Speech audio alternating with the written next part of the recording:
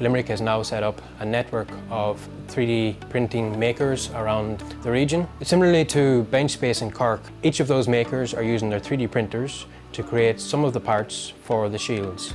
They are taken by the bike marshals to LIT. We called that person's house. We'd call that person on the phone, they'd come out with their product. We'd have our bike situated so they could load our bike directly. We close up, we leave and we bring the product back here to LIT. So after the motorbikes deliver the headbands, they go to an inspection and quality control station. The next station after that is a cleaning station where the parts are sanitised using IPA, alcohol wipe. After that, they move to a final assembly station. And in parallel to that, we have a visor station where the PVC visor material is punched, cleaned, and then packed for final pack and assembly.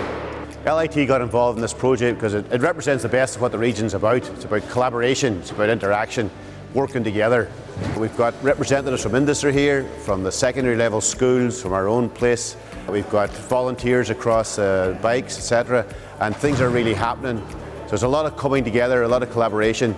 There are companies in the region that want to try and help with the COVID crisis. So what they've done is they've actually gotten involved with what we're trying to do here by donating IPA, sanitisation wipes, storage racks, storage containers, that kind of stuff. My role really is to make contact and communication with hospitals, nursing homes, healthcare organisations. In my experience, there's a huge demand for PPE at the moment, especially for face visors, particularly in the nursing home sector.